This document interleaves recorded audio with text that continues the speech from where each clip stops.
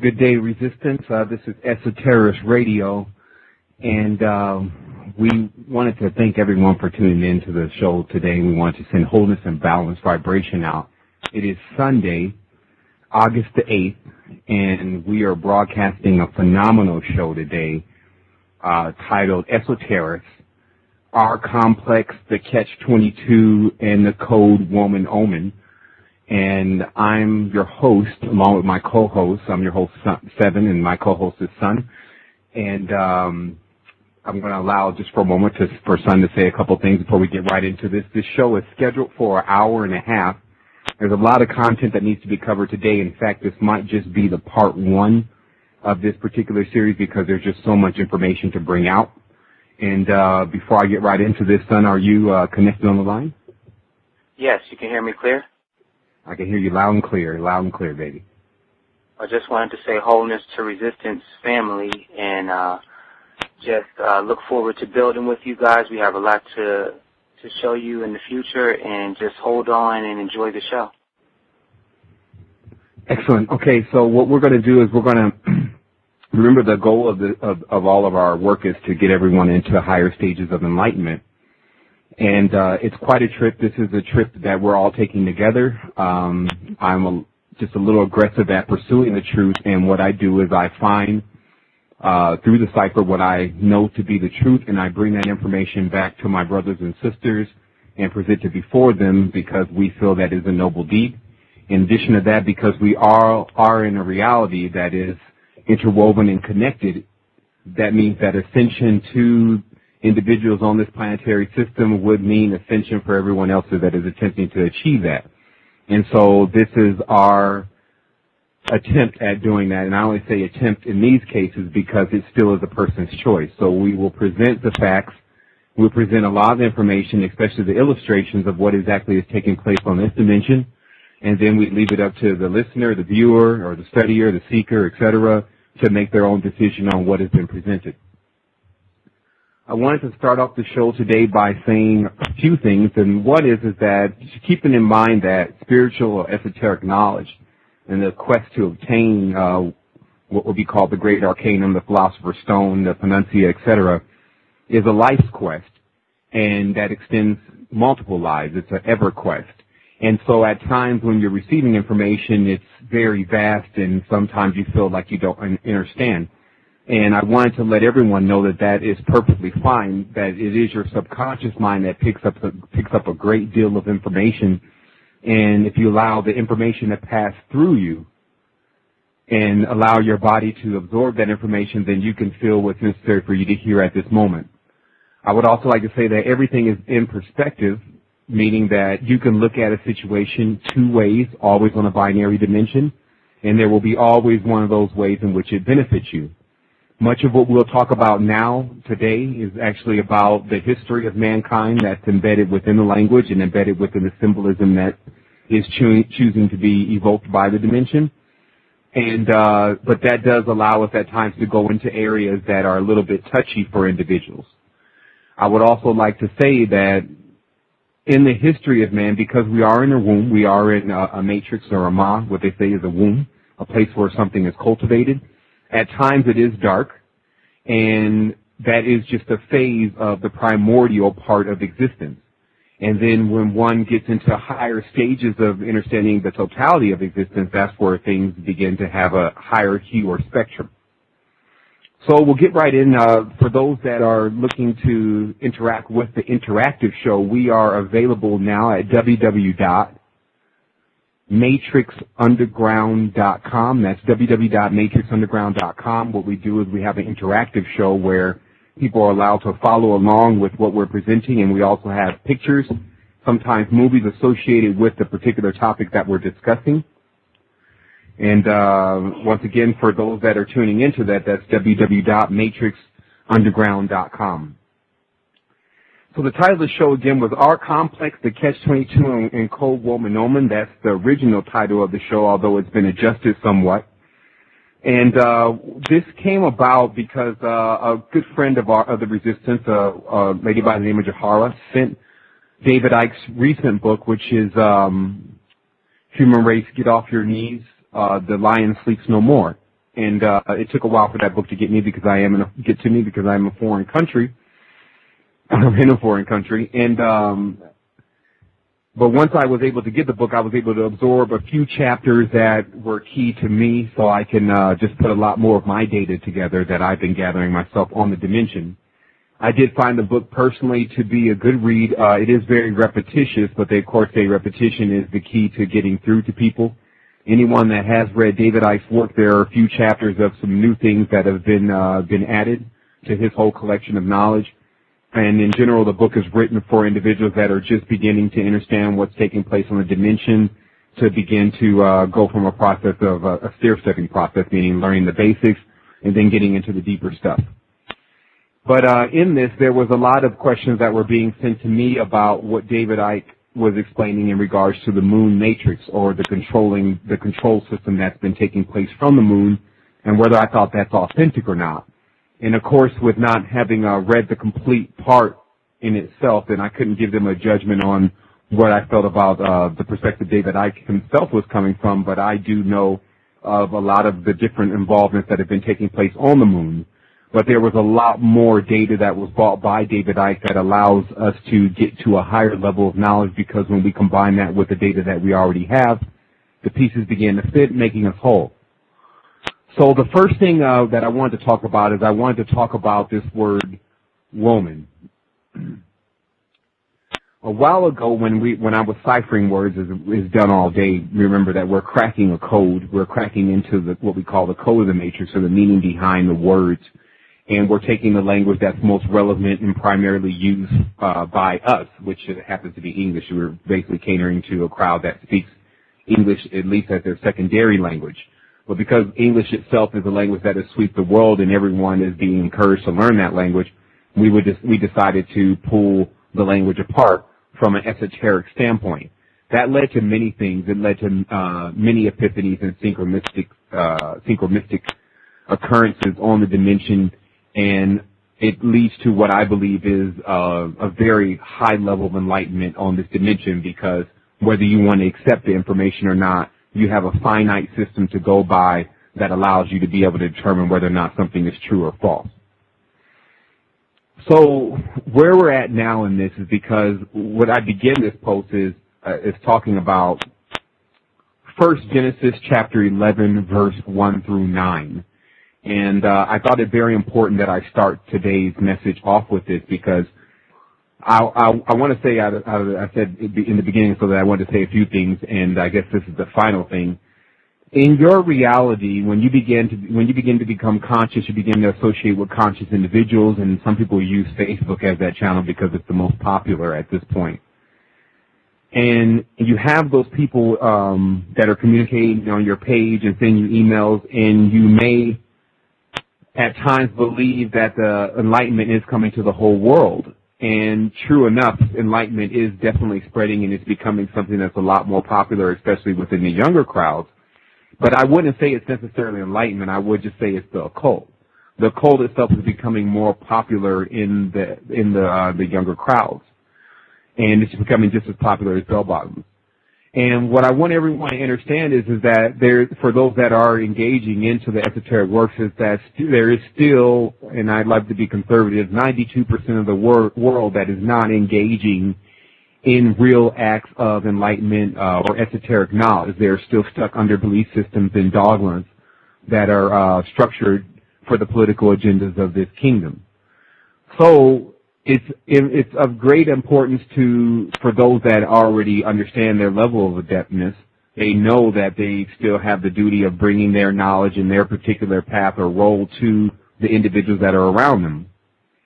So never can we fool ourselves at any point to believe that the greater percentage of this dimension is becoming enlightened. That's not what's happening right now. That is something that we want to make happen.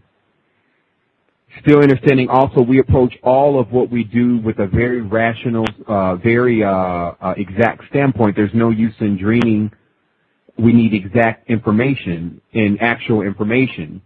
And so where that leads us to at this point is it leads us to examining everything for its authenticity and bringing real-time information back to our brothers and sisters to let them know where we're exactly at, where is our status on the dimension.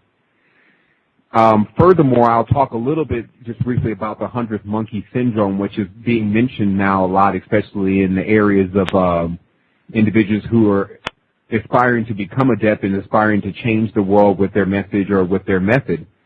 And they speak of that if they can allow we can allow this ascension to come to 100th monkey point, which means, well, one person gets it at the 100th monkey or the 100th person, then everyone starts to do the same thing.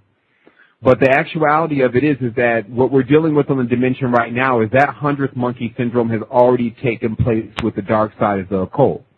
Meaning that at this point, because of the influence from media and Jew, that's J-U, or any way that you can pronounce it, Jupiter or Father Jew, or Jupiter, as it's called, because of that influence, then the world itself that's being susceptible to this media is being occultated into the dark arts.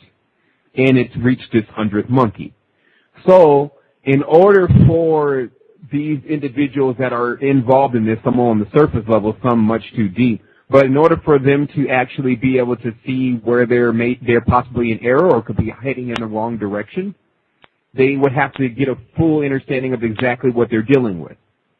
I was speaking to an individual the other day, and me and that individual both agreed that most of the individuals that are practicing in the occult world have very little understanding or understanding of what they're exactly involved in, because they're utilizing the tools of basically the same tools that have always been here, the books, the levels of divination, the geometry within the Venusian initiations, the pentagrams, etc., and that they're only getting a feedback from that channel. So they have a very narrow picture of what's going on, not to mention the greatest danger, which is imagining that the spiritual life is a road to riches. It is true enough that once one achieves the great attainment, then riches itself is one of what they call the sevenfold spirit, or just one of the things like glory, power, riches, honor that you receive once you obtain this higher state. However, if one is to pursue the esoteric works for just riches, then they will most certainly be turned back and confused. So that is bred about with society taking organic itself and making it as a business model.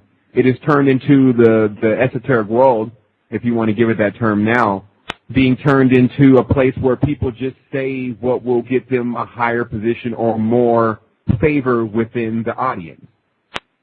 And this is unfortunate since the audience is really listening to be educated, but if the speaker is only saying what he can say to keep a higher audience, then of course the truth is not going to come out as fast, at least. So what we do here is we bring it straight up, and then that's exactly what we're going to do. So we're going to get started here, and we're going to read the scripture, Genesis chapter 11, verse 1 through 9. And it says, "And the whole earth was of one language and one speech." And I'll start there by saying that speech and language obviously wasn't either of the two. It was communication through the mind. And it says, "And it came to pass as they journeyed from the east that they found a plain in the land of Shinar, and they dwelt there. And they said one to another, Go to, let us make brick, and burn them thoroughly. And they had brick for stone, and slime had they for mortar. And they said, Go to, let us build a city in a tower whose top may reach unto the heavens, and let us make us a name. Lest we be scattered abroad upon the face of the whole earth. And the God came down to see the city and the tower, which the children of men have built. And the dog said, Behold, the people are as one, and they have all one language, and this they began to do. And now nothing will be restrained from them, which they have imagined to do. Go to, let us go down, and there confound their language, that they may not understand one another's speech." Now, some people see I inserted dog there where it should say God, but for anyone that understands the etymology behind these words, every single word means something actually. And it's not what you think it means if you don't understand the cipher within the words. It never deviates. So regardless of what you feel like you're saying, it doesn't mean that you're going to override the actual master code on the language, meaning that if you use the word God, It's just like you're using the word dog, because the numerical equivalent within these two words are the same. So if G equals 1 and O equals 2 and D equals 3, it still equals 6. And no matter how you turn it around, so whether it's Ogdo, whether it's dog, or whether it's God, it's all from a Germanic system in which their God is known as Gud, where you get words like good from. So what we're really dealing with here is that this should be the first hint. Notice the chapter is 11. The number of 11 is the number of division. It's 2. It's peace. So what's taking place here is the time in which a person should understand, if they're involved in any of these kind of religions that support this Old Testament, that they're obviously not dealing with a God that has their best interest in mind as far as harmony is concerned.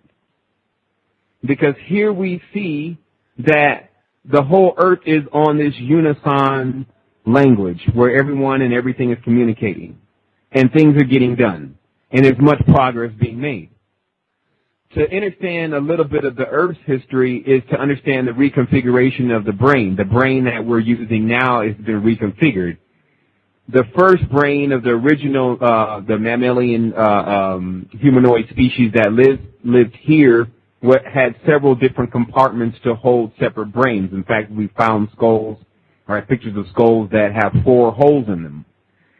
So through this upgrading process, what you're seeing is the loss of actual perception of what's really going on beyond Earth's current wavelength, which is a matrix. So what we're really dealing with here is that we're dealing with another being that is watching us. You know, the term they use is watcher. And then they decide, since we've now gone into this quantum thinking, because understand, they say man and woman may have been dumb at some point. But that doesn't mean they continuously were dumb. Because what they're showing in the histories is that just as aggressively as we're accumulating information now, we're accumulating 6,000 years worth of information every 3 months. That's the same thing that happened previously with the human brain. It started to gather, once it had a couple basic building blocks, it began to aggressively accumulate information. And of course, we have heard of preceding empires that had very advanced technology and things of that nature. So what we're dealing with here is we're dealing with a situation here in this Bible, which is known as, the easiest term is a prison religion, where the individual or the God is saying, well, we're going to go down and confuse them. Now, also see here that the God actually goes down to see the tower, or in the city. However, if you are already there, like if you're in God mode, which some of us are very familiar with, or on the Keither, when you look down, you see everything. So if you're not on God mode, then you bear the burden of having to go down and do your physical thing and look at it, or vicariously look through someone else. And so basically, right here in chapter 11 of Genesis, you're getting the real character of exactly who the author is of this particular book. So it continues, and it says if they'll accomplish anything like this on unison and in harmony. Let us go down and confound their language. But is this not the same God that says he's not the author of confusion? So this is what I'm talking about. This is the veil that sits on everyone's eyes that continues to believe in this type of stuff from the level of not utilizing it as an instruction tool, of a way to leave Earth, but not directly. A hidden code of a level of domination that takes place in the mind, like we talk about, they're mining the mind, and use it as that type of tool rather than what one is putting their hope in for what I've now I'm looking at least 22 crucified saviors now, but to be very light, we'll just say for the last 2,000 years we've been waiting on something when the only people that we're waiting on is ourselves. So what we have here is I pulled an ancient plaques of Isis. This is the picture that you see that's below the bird that is showing you all the hues of the color spectrum. And for those that are just tuning in, we're at www.matrixunderground.com. That's www.matrixunderground.com. Also, our parent site is www.resistance2010.com. That's www.resistance2010.com. What you're looking at here on the matrixunderground.com is you're looking at a picture of Isis in its antiquity. And it's where I snipped this particular picture from. It also said that, of course, her priests were adept, and they were originators of language, meaning that Isis is actually taking credit in the ancient books as being the creator of languages, which is most interesting because if we see that the confounding of our path began when we started to actually get all of these languages and begin to think that we were so separate from each other. We were even saying the same words like el, al, il, o, and ul. But because we had been given vowels, we didn't understand that it was just L. And so this level of, but there's also, there's more going on here, of course. There's something that actually makes a person believe that it's all okay and that it'll all work itself out. And they only can think about this very seriously for a moment before they immediately recline back into their normal lifestyle. So there's obviously some other level in which things are being controlled from a mental standpoint. That's not just what a person is accepting to believe. So that's what we're actually going to get into today. What we're going to get into is we're going to get into how minds can be manipulated by frequency and what that's led to. And we're going to talk about a real superstructure, meaning that how is this whole thing underpinned? Because what the main thing that I learned is that, yes, if we use Earth as a training cycle, then, and we learn what was the cream of the knowledge to learn here, we will be in the best position. However, if we continue to eat the scraps from the master's table, it was killing us slowly anyway. So we exist in a dimension where we're literally being poisoned from all angles, so everyone needs to be aware of that. Fluoride, TV, frequencies, smog, you name it. But the fact is that when that's going on, you should understand it from the level of where how the military deals with things. When the military detects a leak or a problem, they advise their officials and deal with it based on what they have in front of them. That's real-time information. They don't do wishful thinking. So if we understand that there's programming and things going on in the dimension, that means that there's literally an attack on us. Now, what TV has done is TV it does a certain thing to the brain also, amongst the many things that it does. But when you watch a horror movie, or you watch a movie where someone gets killed, or you even watch the news and someone gets killed, in order for you to be able to accept that and to go about the rest of your day, your brain actually overrides a certain part of your mind that makes you believe that that's real. So whether you're even watching news or a movie, your brain sends now a signal that says, but that's not real. And so what's happening even with what's really going on in a dimension like this upcoming deadline about 2012 and extraterrestrial involvement and Venusian magic and sorcerers and secret societies, the mind of most individuals just reverts back into that same default mode of, I can't pay attention to this because it's overwhelming for me, because I can't do anything about it.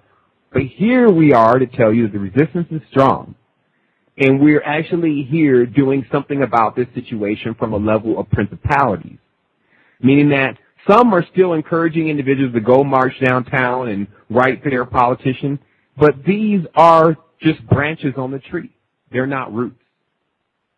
In order to deal with this situation, because it's underpinned by mysticism, you would have to have a firm understanding of mysticism. So what our contribution is to cross over what science has discovered, the advancements that we've learned in the languages, and several different things that we now have in our possession, like the internet, and to apply that now to our understanding of what we believe is taking place here in this galaxy. And the most interesting part is that I will tell individuals this. Before, when people look at these problems that are going on from this hyperdimensional level even, sometimes they were just overwhelmed. Oh, there's no way we could get out of something like this. But the fact of the matter is that integers like the internet itself being introduced make those notions non-rational, not correct.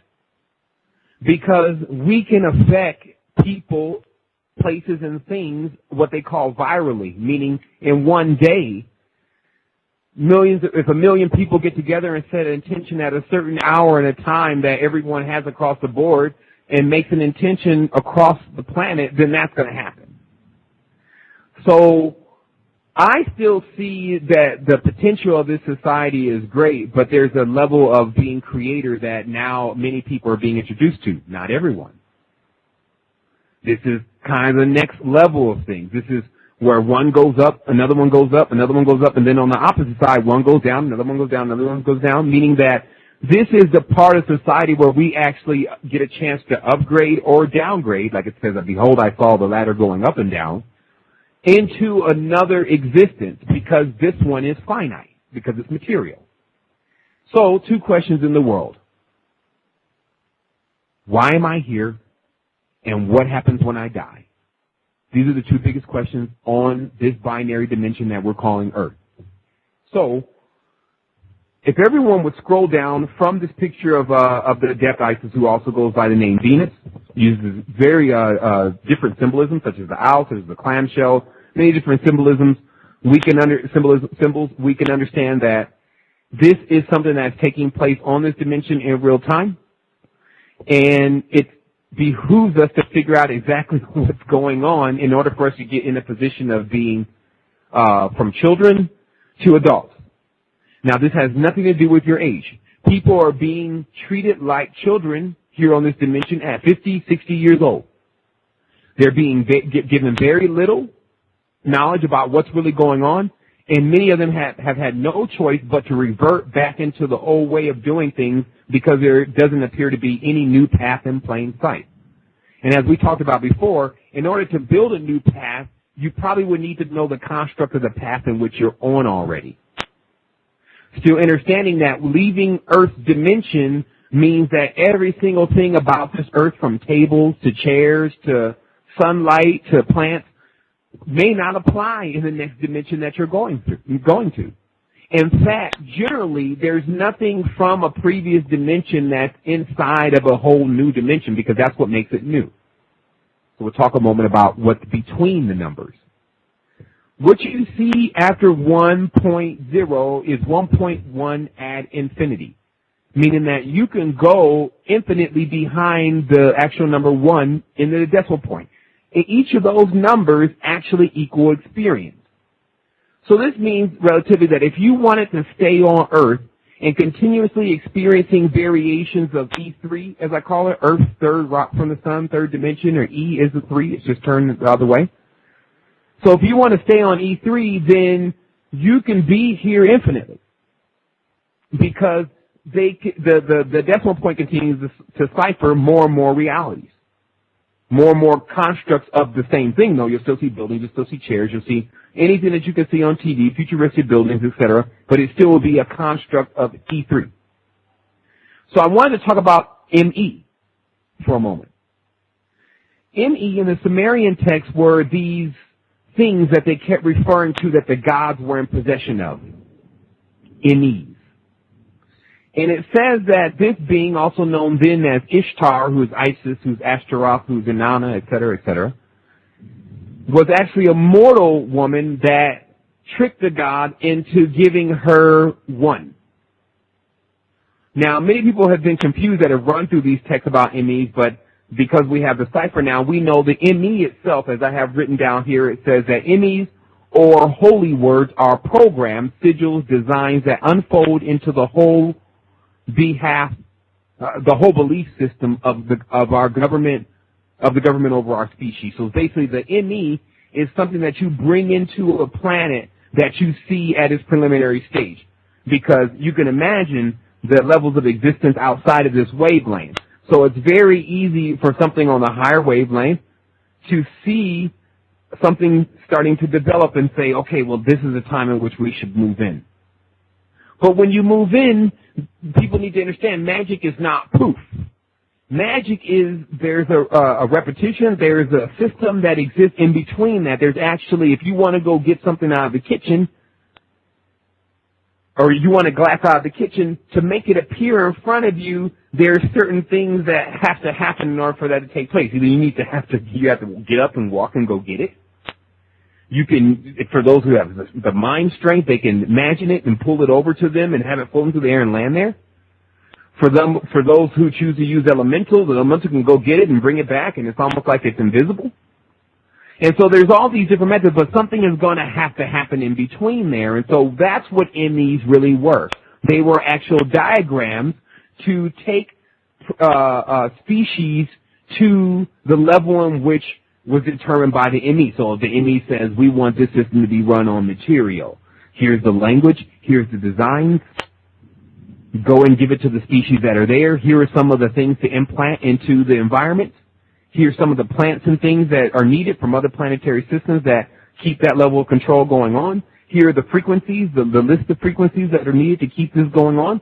And so this is what we're really looking at, and it's a good time that we're now in, because we're able to actually analyze exactly what I call God science, genesis or genetic scientists. So when you look at what David Icke is leading into, and what many people have been hinting around, is that basically the whole construct of how this is working is being controlled from the moon, amongst many other places, but the moon being. In addition to that, you have, of course, a control center on Venus and a control center on Mars. But still understand that these control centers only exist because Venus and Mars and the moon are pre-programmed, that you're accepting that exist because of what you've seen from NASA, what you see when you look in the sky, and what you think you feel. But to understand that the spirit itself is been put inside of an actual receptor, a vessel. Meaning that the spirit in itself is more like untamed, unbridled horse, something of this nature. And that's why in a lot of the death pictures you see the horse or the unicorn chained down the earth. It's chained down by the body. As you see what Tool is saying, he's saying this body is holding me, and it's reminding me that this is an illusion. And that's, of course, this is coming out of the mouth of individuals who've already gone down that road, into that path. So what we're doing now is we're going to highlight exactly what the paths consist of, and that should definitely bring one to understand how to undo what I call the firmware. But before we do that, I want to take a quick moment. I want to converse with Sun to see how our lines are doing, to see if there was any questions that we need to answer at this point, and just to give a general check on things. Okay, we have one caller on the line. And that caller, if you have a question, you just press 1, and that will raise your hand, and then we'll be able to address you, 505. And as far as the chat room, if anyone has any questions, you can just type it in the chat room, and we'll ask it. But other than that, everything is smooth. Okay. All right, so we'll just go ahead and continue to go forward. So what you'll see here below this picture of Isis, you'll see this diagram that was drawn up, I think, yesterday. And this was a time where some nice transmissions were definitely coming through about just putting it all together in black and white, because a lot of this stuff just keep in my mind. And when you put it in black and white or right in front of you, you kind of get a bigger part of the picture. And so remember, for those that are just tuning in, we're on www.matrixunderground.com. That's the interactive show. We're here with a picture that actually looks like a billboard or a whiteboard, and it's written on with marker. And you can actually click that picture in order to blow it up, because it goes quite large, so that everyone can see what I drew here. And so basically what we're dealing with here, and I'm going to make this as simple as possible, is we're dealing with a higher level of influence. In this particular construct, it appears that the reptilian species has implemented a program that has jammed our wavelengths to allow us to be only perceptive of certain things. Originally, between the lion, the serpent, and many different breeds of higher breeds of animals, there obviously, with the serpent, has been certain issues. there are certain parts of this ideology that the serpent carries that is now being referred to now as the R complex, or the reptilian portion of the brain. And it's said that these beings tap into humanity because of this particular insertion. So this is what we see. We see that in the DNA that there, of course, there's an insertion within the DNA.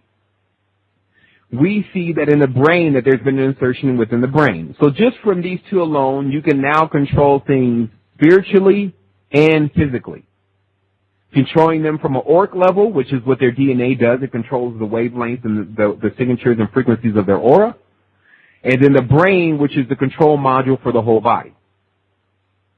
So this is the actual insert that has caused mankind to be in what they call a fallen state. Fallen to me only means that you can be at a higher state. It's in perspective for me. I don't go into the stories of what we were before and how things were great and then we ruined it and now we're here paying for things. There's no knowledge of that. In fact, it seems to me that if you were being punished for something and now you're here on earth and that's what your punishment is, it would probably be more of a punishment if they just told you that's what was going on. So the stories about that the humans are here because they're being punished because they did something because they were originally high beings and now they're fallen here, I don't go with that story. That's the prison religion. That's you did something wrong from the start. I'm not going to tell you what you did, but you're forever trying to get back. You're forever trying to get back into a good state with me.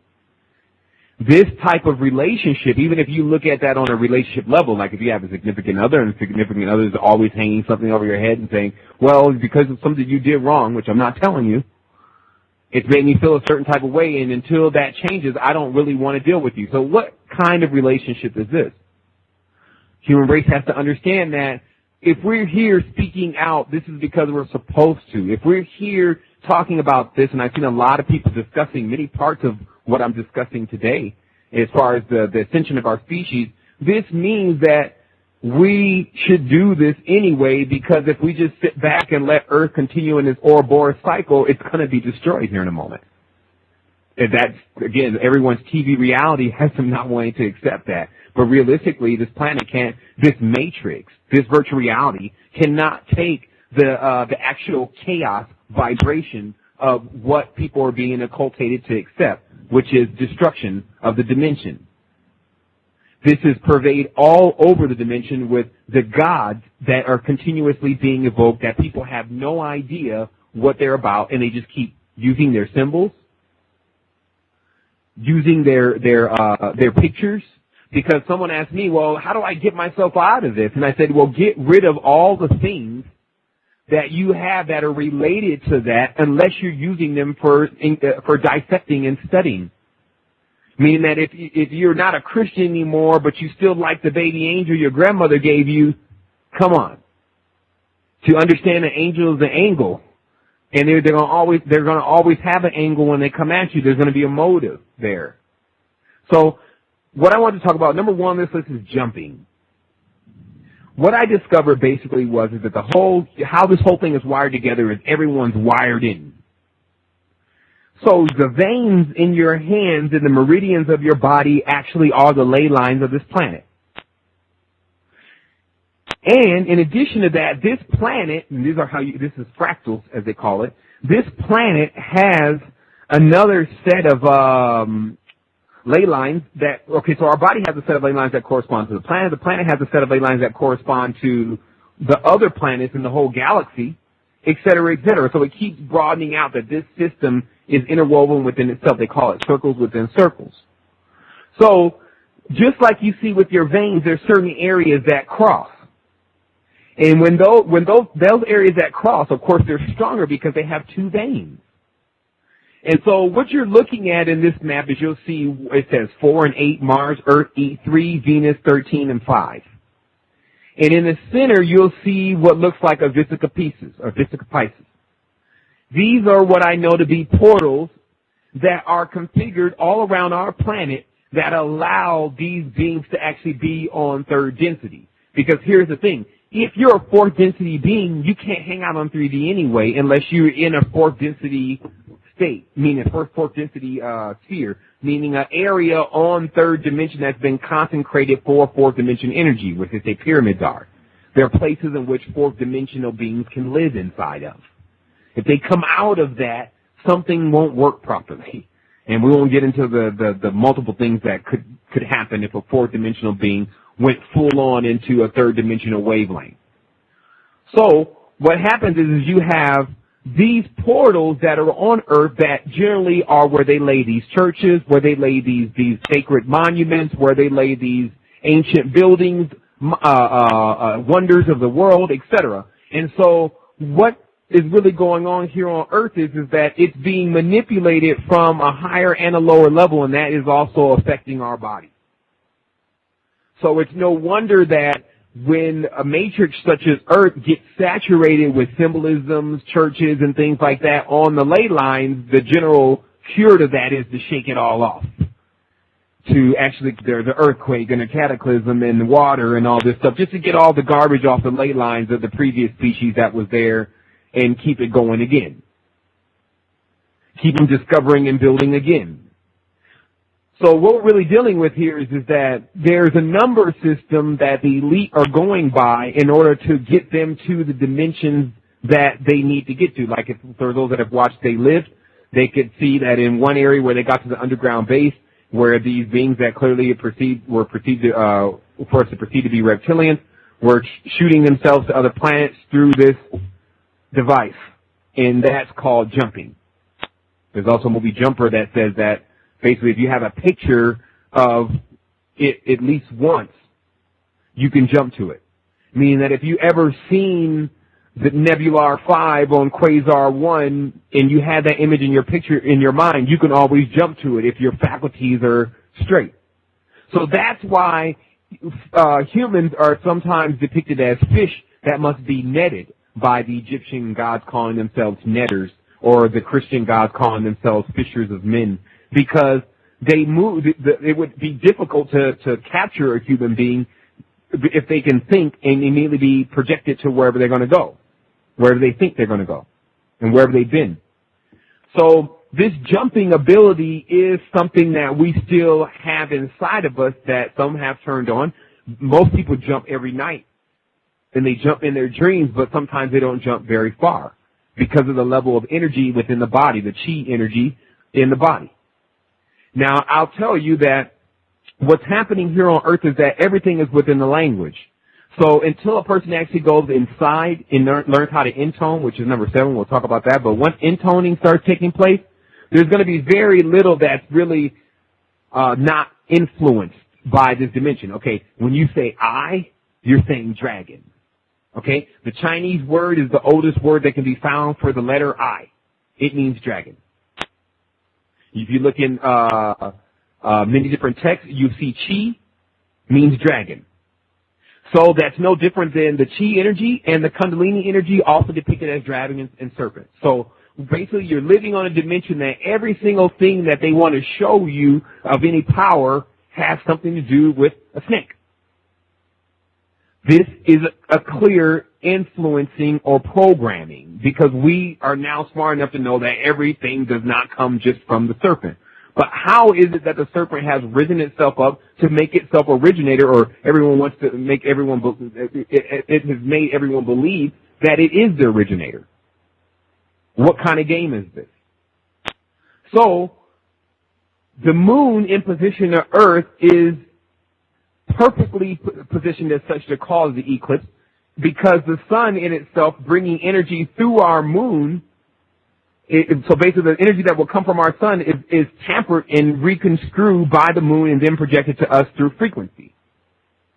Your every thought is being somewhat manipulated because all of those frequencies are radio frequencies. And that's what we're discovering now with the advent of the GB4000 frequency generator machine that we've acquired. And for those that want to see that, they can check out the Resistance Paranormal Division video.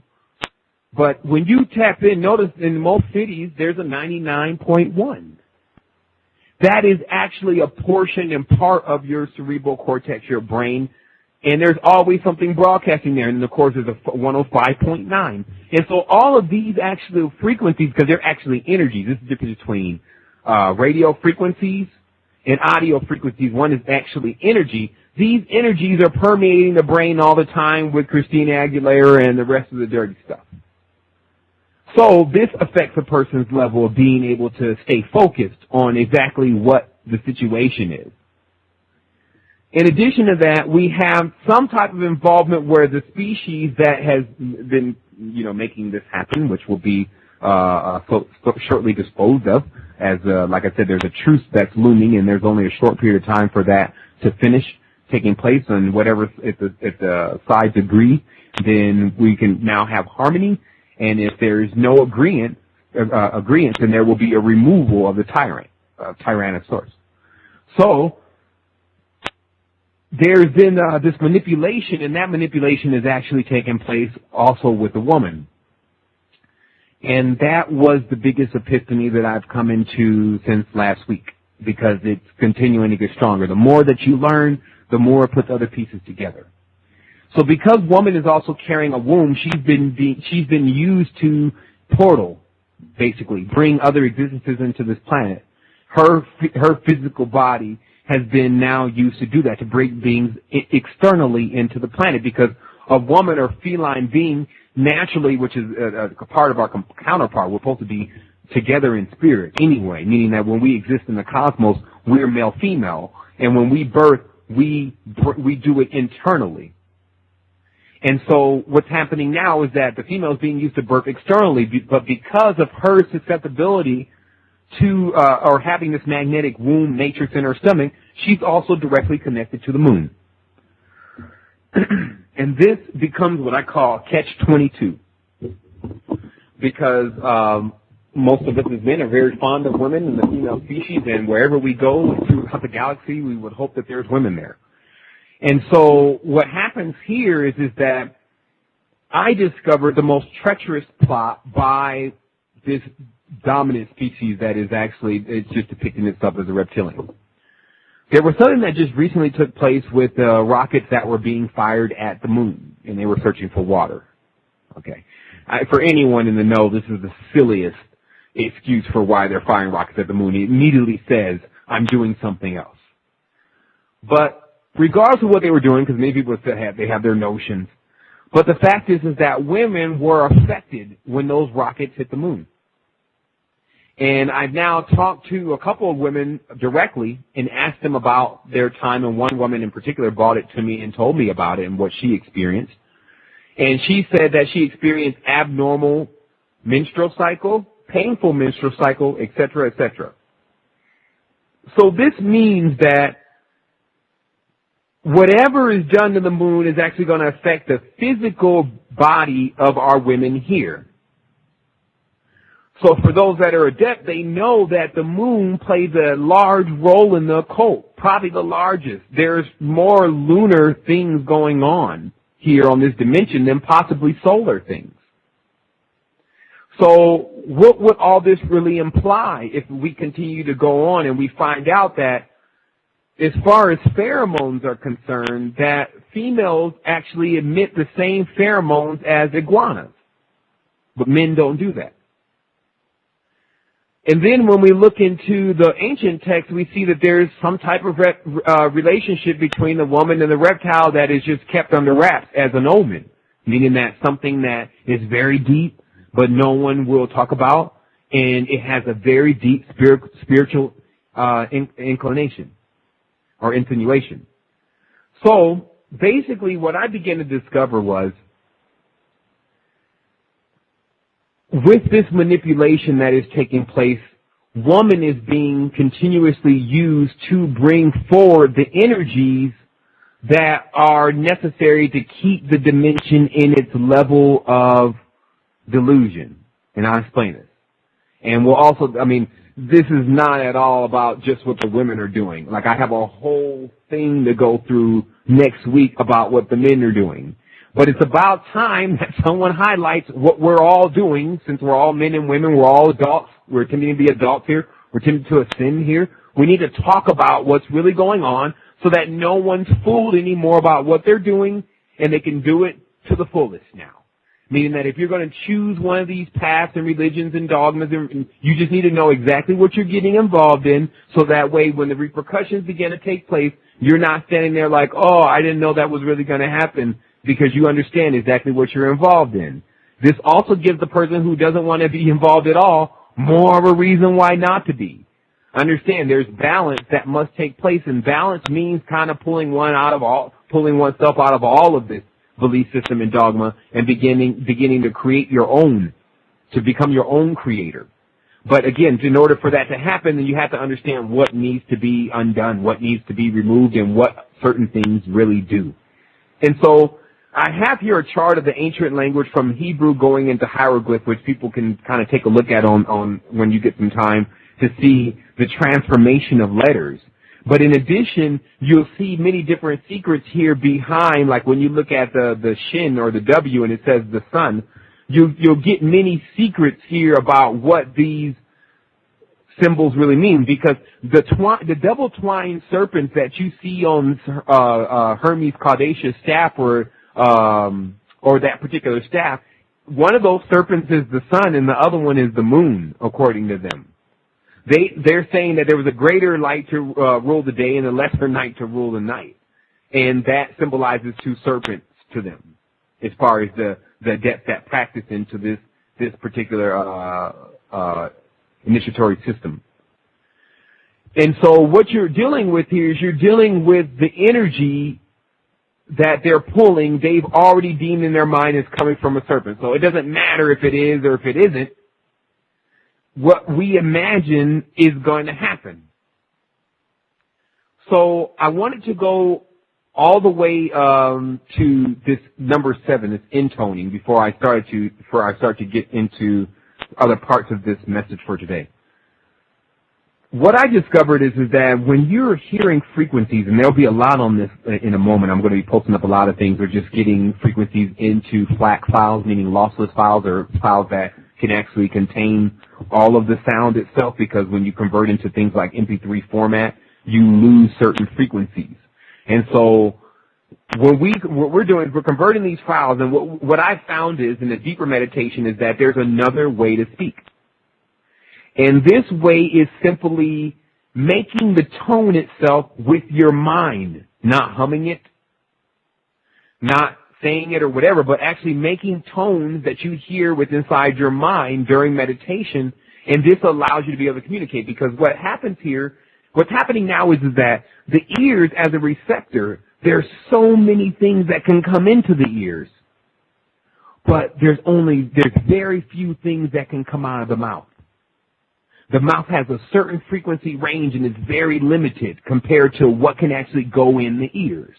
So let's say the ears can hear up to 20,000 hertz. The mouth can only speak up to, let's say, 20 hertz. So there's a whole thousands of wavelengths, millions of wavelengths in there that can never be emitted from the mouth. So this means that there's another way of communicating, and that communication is right where your forehead is. Foreheads. Okay?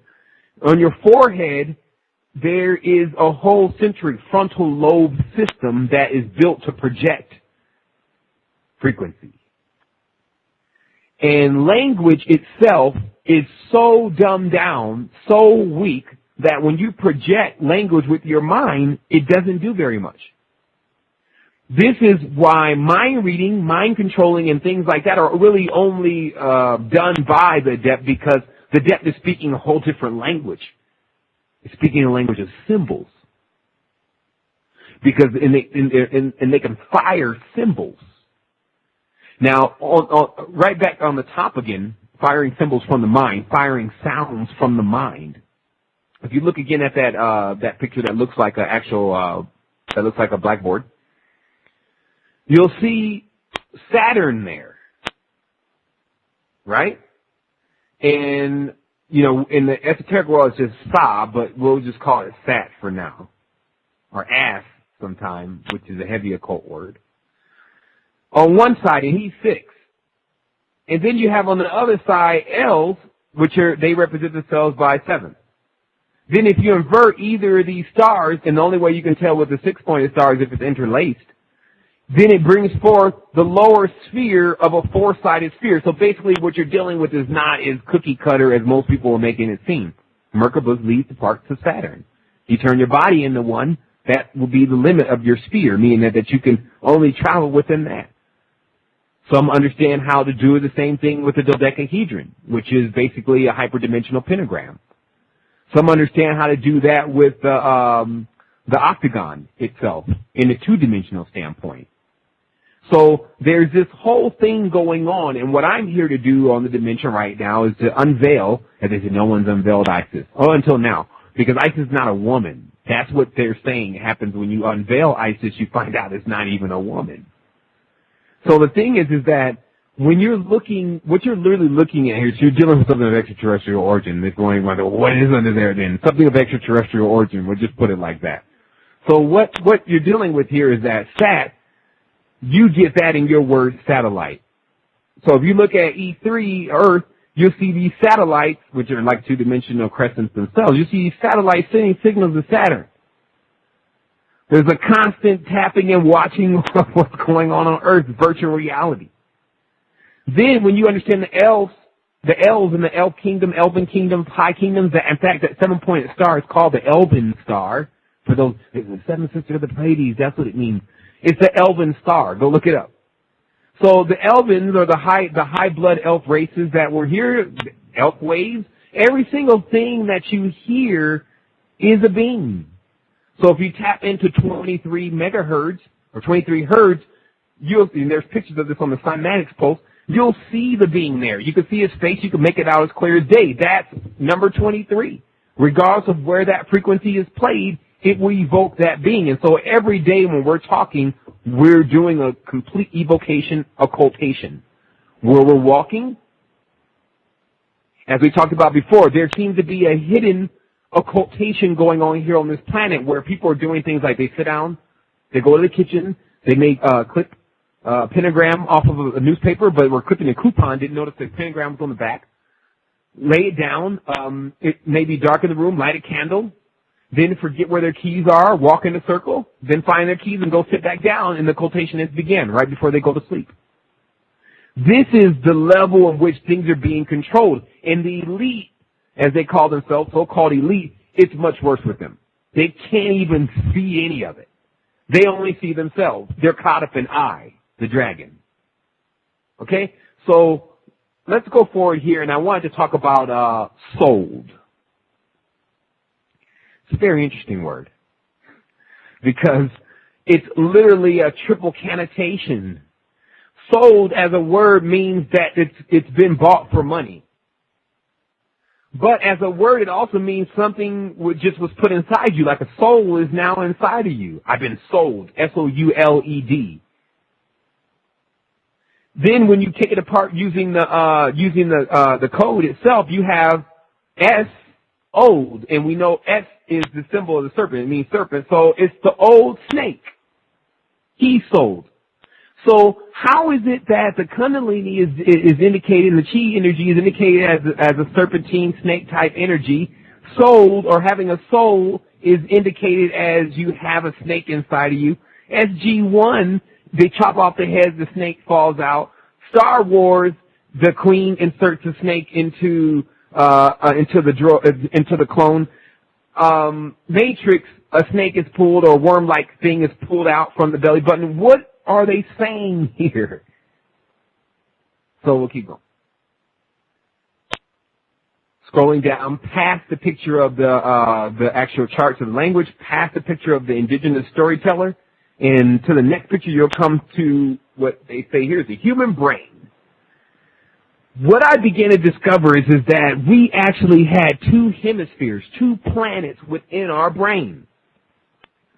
One side was one planet, one side was the other, and the middle was the actual portal. They call this the fissure, gray matter.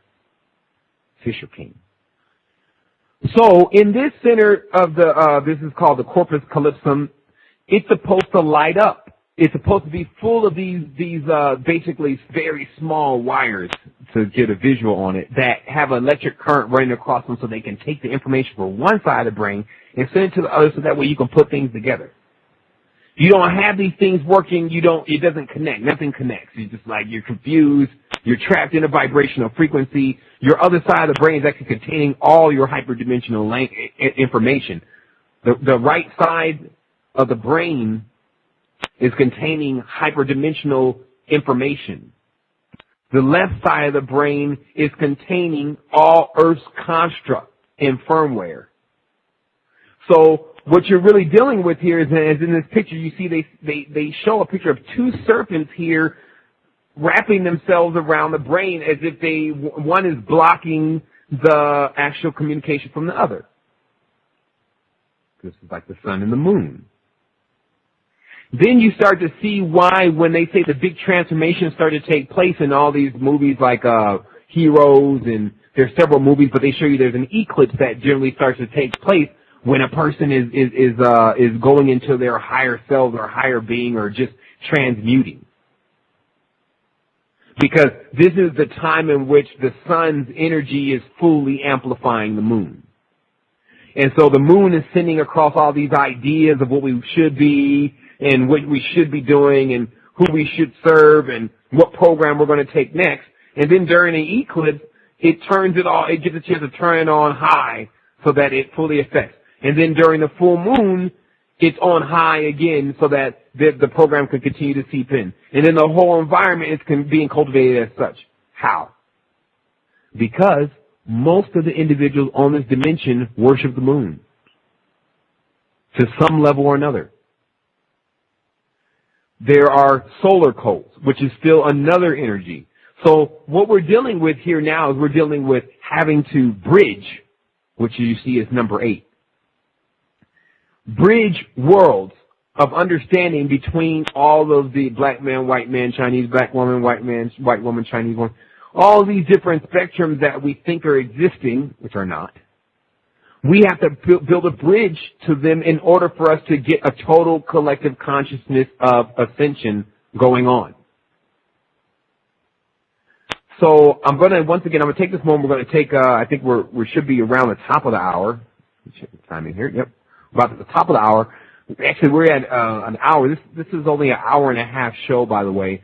And for those that are just tuning in, this is www.matrixunderground.com. I want to take a moment to answer questions because this post has been up for about a week now. So those that have looked at it may have had some questions about things that are here. And if not, then I can finish off with some notes that I took this morning, and we could just go from there. So I'm going to let Sun scan the call system and just let me know if there's anything out there. Okay. Jahara asks, Orion, in the interpretation of Edgar Cayce, it was mentioned that if we could remove the belt of Orion, what is meant by this? First of all, a lot of this propaganda, this New Age propaganda, because, this is the raw papers, this is all of that. The Orion saga, which, we can send a link on for those that are interested in that link, is very extensive. So anyone that wants to really get involved with the wars between EA, Enlil, Tetra, and the rest of the club, High Father, Dark Side, all the rest of these beings that exist in Orion, because it's like a family up there, a big family, and Earth is very preliminary to Orion. And so what's going on is that now the belt of Orion is from my understanding, 3 stars make up the belt of Orion. And these stars are also known as the 3 magi, Melchior, Belteshazzar, and I kind of forget the other. However, what we're really dealing with here now is that these systems are so extensive. Like, I could take a person through the occult all year, explain to you, like you see on number 4, Pooh, Pan, Puck, Baphomet, Bacchus, bacteria, how it starts on the low level, the abyss, Crowleyan, up inverted, Satanist, 7-pointed stars, elven queens with rings. I can take you all over this virtual reality, showing you different parts of what are supposed to lead us out of here. The fact of the matter is that to make it so simple, it just boils back into energy. The only thing that really needs to be removed from an individual is, one, their emotions. Emotions, whether they're good or bad, like when you get very happy about something, it's almost setting a person up to become very sad about what is going to happen next. Because if you like the car, eventually the car is going to get old and you're not going to like the car anymore. So it's going to cause at a certain point the actual opposite feeling, emotion.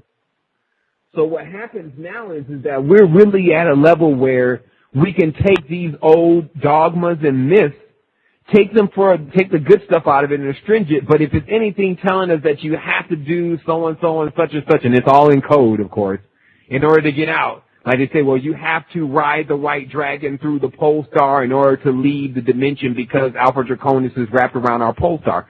That's a code. So if a person can't understand exactly what that means, it only becomes more of a stumbling block to them. So what we're saying is that, you know, what I'm saying about the three belts of Orion and what they say, they're saying that basically you have to evoke the magical path of the three wise magi in order to completely have the totality of what's going on in this dimension. Is that true? The magical paths of the magi are so deep, it would probably take one multiple lifetimes to penetrate one. What we're really looking at here now is that we're looking at the new mind has now, which is really not a mind at all. It's like something else. It's getting new terms. We have to be open to our own increase. We have to understand this stuff that's been given to us before is just a layout. It's not the whole thing. Let me tell you why. What would give you the whole thing anyway? Like they say, okay, when the extraterrestrials gave us technology, do you think they gave us the best stuff? No. Why would they give us the best stuff? Why would they give us the stuff that even if we used it wrong could take them out? That's not what happened. So what we're dealing with is we're dealing with a construct and pieces of a puzzle in itself that we have to put together. And then we have a race also that we're in that we must figure out the whole part of the puzzle before the puzzle is completely complete. Meaning that on the dimension has a finite amount of time to complete its puzzle before it begins its transition phase. All transition phases equal turbulence for individuals that are not prepared for them. So all these ideas that it'll be a smooth transfer, it will be if people stop playing with the pentagram. It will be if people can leave Jesus and the rest of the Orion saga alone. It will be if the Chinese can stop worshiping the dragon. It will be if the Hindus leave Shiva and Kali and the rest of the destroyers alone. But you see that what's really going to happen here on Earth is not happening for everyone, but happening with individuals. This type of structure has always been like this because it's an ME. It's an actual construct that is continuously running to allow some of the individuals that you're looking at that are seen to be coming from a mammalian life form, meaning that they used to live as animals before. And on that level of consciousness, all of us have been through those levels of consciousness, to be able to actually now go walk into a store and buy what can give you the Philosopher's Stone, if you understand your alchemy. So it's opening that up, but everyone's not accepting that. Where are they going? Meaning that if you're actually saying, well, we're going to all leave the dimension, okay, well, where are we going? Are we going to a new Earth? Is there taxes there? And so what I'm saying is that there's a lot more to what's exactly happening here on Earth, and that people now have the opportunity to investigate that. They have an opportunity to do it with individuals that know more about what's going on. They have the cipher. They have the books. And all this means is there will be no excuse. Now, the frequency itself of this planet is altering the consciousness of this planet rapidly. The moon is being utilized to do such things.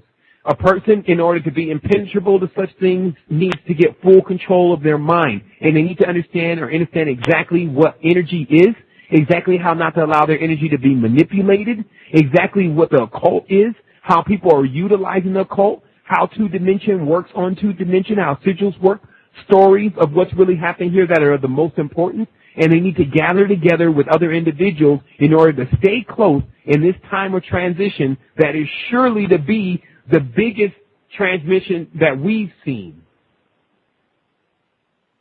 And that's really where we're at. And, son, do you have any more questions there?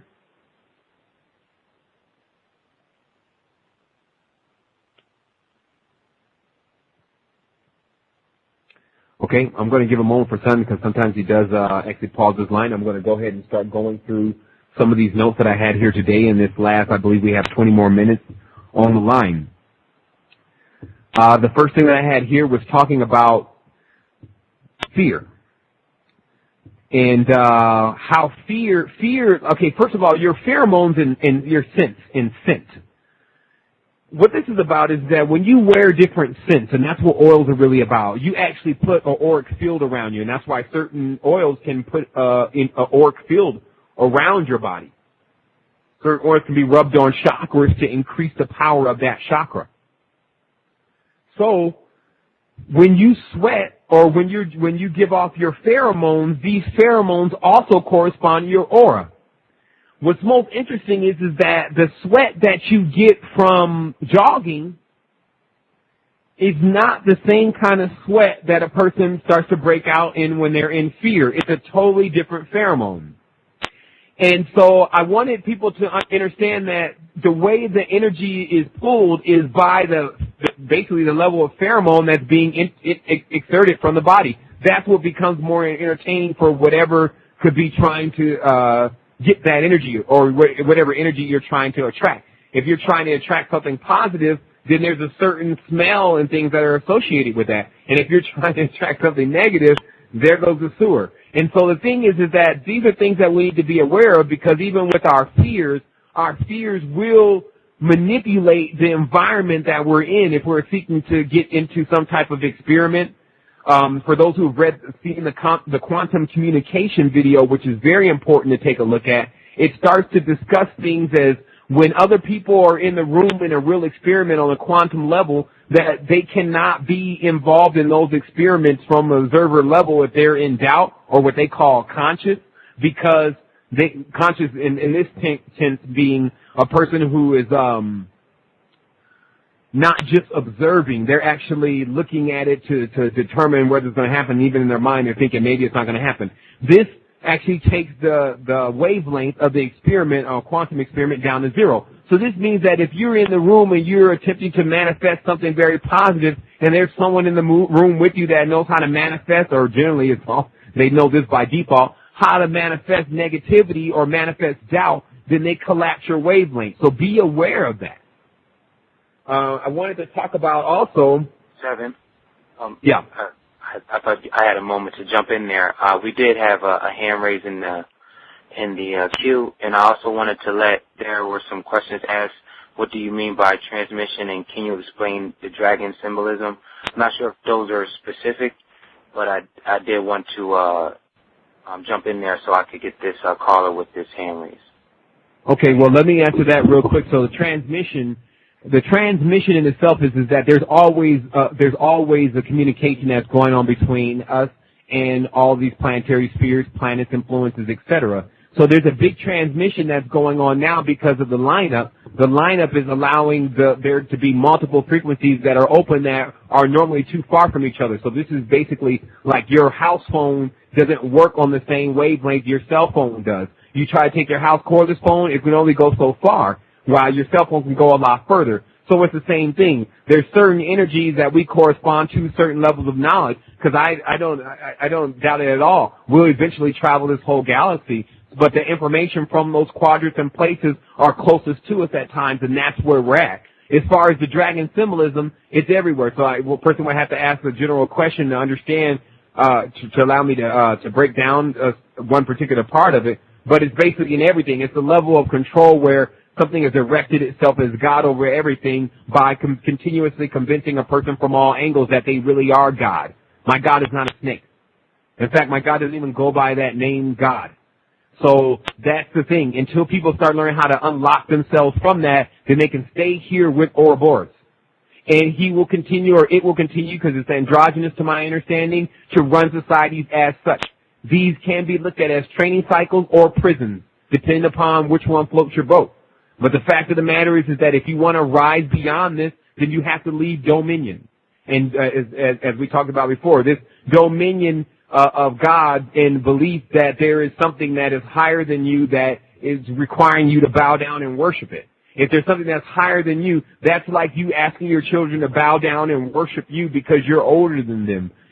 You want a level of respect, yes, but how much is it going to benefit the child to continuously bow down and worship and war with other children that belong to other fathers and mothers, etc., especially when we're all connected? So, did you want to go ahead and let that call in? Okay, this is area code 505. You have your hand up. I'm going to unmute your phone. Just say your name. How much time do we have? From. We have 14 minutes left. Okay. So just say your name, where you're from, and then you can ask your question. Hey, Sevan, this is Nima in Albuquerque, New Mexico, and this is good timing from Dominion. Dominion, Nima. you have Domingo, which is the sun. And can you elaborate a little bit on the sun and how the sun is changing and actually yin within yang and how it's female as opposed to, the moon? What is the sun's influence on the earth and the frequency through people right now? If you could elaborate on that, that'd be excellent. Thanks. Well, basically, the more I continue to pour into it and the more I continue to sit in meditation, what's really being transmitted across is that these lights are our influence. That when you're, just like in your zodiac, when you're born, a star appears first, and then you appear here on the planetary system that you correspond to. And then the larger bodies or celestial bodies that are around you begin to affect your attitude and behavior, and that's how they're able to tell by zodiac what a person's personality and way of being is going to be. And so the sun and the moon, as another fractal for us on the planet, have the highest level of influence on us. If we can look at ourselves as a species and look how far we've gone, still burning oil, still doing different things that we've already been able to highlight as not going to get us into progress, we can probably look at the sun and the moon as being more responsible for that than us because they're more stronger than us.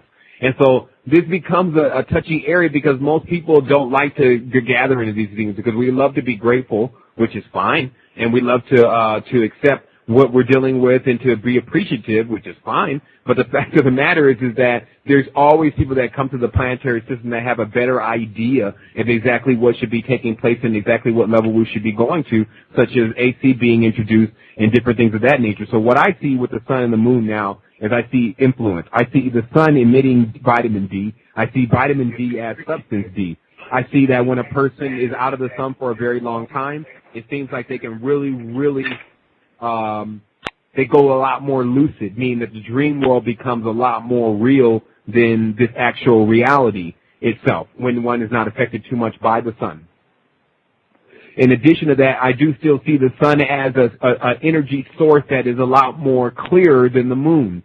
And this is because the level of influence from the moon has showed itself in the occult to be not positive, meaning that, and people need to understand, my positive and negative is like a positive and negative from an electron microscope. I'm not the positive and negative from the latest occult novel.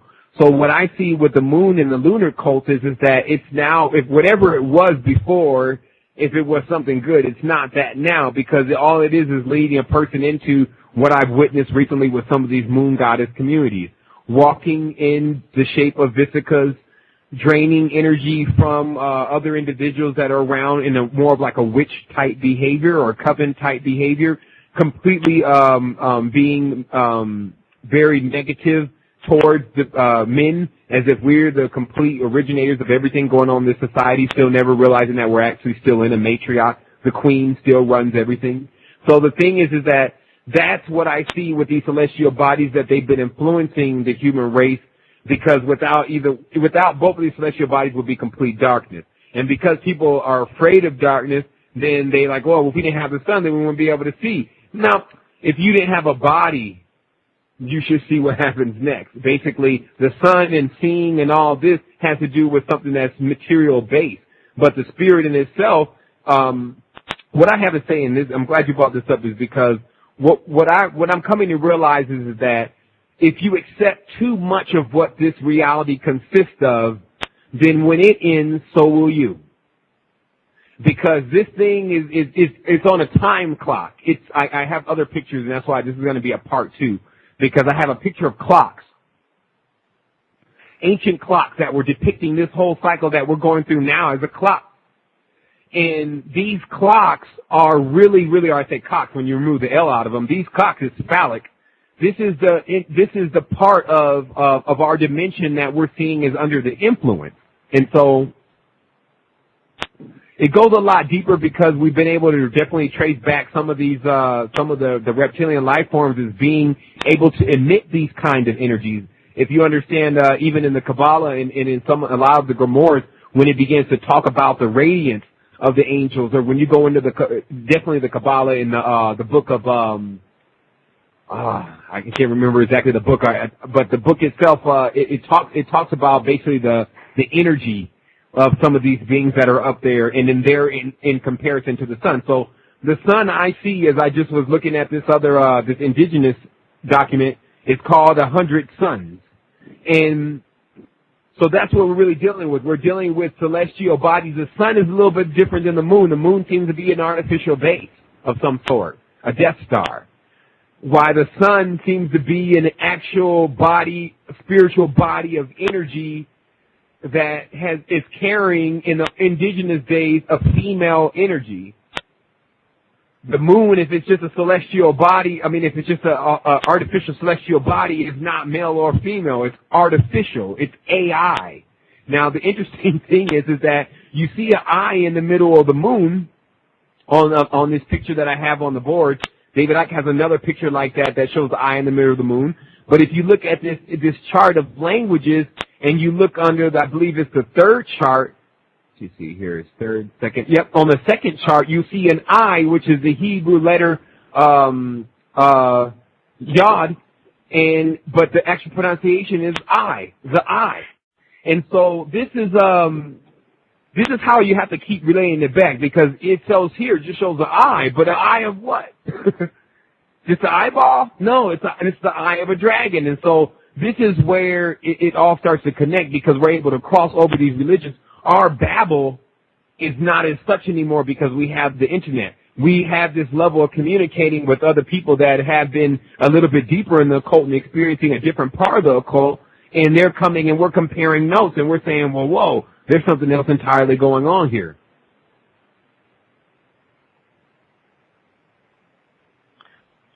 Okay, Nima, thanks for your question. I'm going to mute your mic now, unless you had another question. That's it for now. Thanks, man. No doubt. So we have 7 minutes. Yeah, thanks a lot, Nima. You have 7 minutes left, Sevan. Okay, so I'm going to go over this list real quick, and we're not going to take any more calls because I want to make sure that this all gets out. Rules and roles. There's only a difference in vowel here, R-U-L-E-S, R-O-L-E-S. So, of course, the construct of the matrix means rules. There's rules here. Anytime you can jump and you fall to the ground, there's a rule. So the thing is that what it is on this dimension is that everyone that could choose to fit one of these meaningless roles in life, which is basically just taking away from the earth and doing what they want to do and not thinking they're in the collective, et cetera, they're in the roles. They're in the small pieces of a clock. Now, remember, in the Matrix, if these rules, these words are the same, they say the rules, some can be bent, some can be broken. So that means that whatever role you're in spiritually, because every person that's in a spiritual path is playing a role, some of those roles can be bent and some can be broken, meaning that there is a way to go through occult knowledge and not go by the system of occult knowledge and just bend and break some of the rules, take certain things to get yourself to a higher level. Because remember, most of these systems are built to fit the agenda of whoever wrote the document itself. Generally, it's from a hyperdimensional standpoint. It's not just some king who's authenticating it. There's another being there that is instructing it for it to come through them. So, the waveform is the rule. This waveform here that we're in that's making us perceptive of the world as we see it is a particular rule in place. Now, what's generally going on with people right now is they're given just enough energy as far as, because there is a vampiric thing going on in the dimension where a person's energy is being drained by a lot of these electromagnetic devices, etc. And we have things to counteract this, and that's why people should log in, www.resistance2010.com, and download some of the free downloadable tools, frequencies, and things to change your environment. But what you're dealing with here is that you're dealing with, they pull just enough energy, they pull all the energy and keep you with just enough to remain on this wavelength. And so that's how you break the wavelength, is increasing the energy and the vibration oscillation within the body in order to be perceptive of what goes on beyond this. In addition to that, I'm reading through actually some stuff here. Channel saturation, relaxation. We're going to get more into it. The next interview, we're going to get more into the Mars connection going on here on Earth, because Mars in itself, which is also Ram, it's remained kind of hidden, and this is what I was talking about the veils being pulled off. The more you come into the esoteric knowledge, you'll notice that certain planets have just been kind of playing in the background as if they're not involved at all. But Mars being so close to our Earth in proximity, what being a portal is, definitely open up between here and Mars.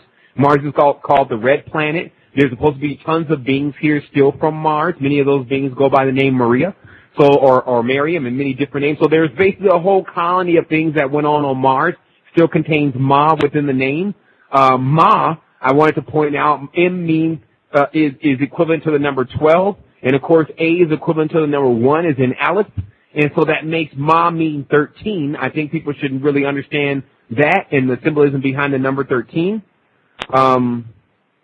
I was talking about here very briefly, there's going to be a new construct that's being formulated now, meaning a new system in order for everyone to go by that's a lot more pure, a new language of cymatics, something that our brain was originally on and how our body originally works that allow us to be able to change our DNA and to be able to reconstruct things from a level of thought, which moves faster than light beams. So the thing is that that's really where we're at now. I know that we're almost at the close of the show, and I just wanted to take this time, just this last part of the time of the show. Son, how much time do we actually have left here? We're at 3 minutes left. Okay. I wanted to take this time in order for everyone to know that next Sunday, or every Sunday, we're going to try to keep it up. Either we're going to do a radio show, or we're going to do the Skype question and answer. But on the next show, the next time we get together, next Sunday, we're going to do manifestation. We're going to work on everyone thinking at the same time what we all can agree upon during that call in order to speed up things for other people, because we have a lot of energy that we have here, a lot of energy that can be channeled to people. I have a friend that is a part of a very important network that's called the Karma Experiment, and for those that are interested in that, definitely send me a link in an email, and then maybe I'll even have her on next show when we do have one so she can explain some of the things that she's doing. And I just want everyone to know that this is definitely being taken care of. Everyone that's in the know now is fully aware of what's needing to be done or becoming aware of that, and we have all the energy that's necessary to do it. The reason why salvation hasn't come, if you want to use that term, to this planetary system is because it's already deemed that the humans can do it themselves if they want to. And so we'll just take this time to go ahead and close out, sending wholeness and balanced vibration to everyone, letting everyone be mindful of their frequency and to keep their emotion under control. And if they need me, they know how to get in touch with me. And I'm going to let Son go ahead and take us out with something on the call queue or on the music queue. And once again, I want to thank everyone for tuning in on this Sunday. What are they doing to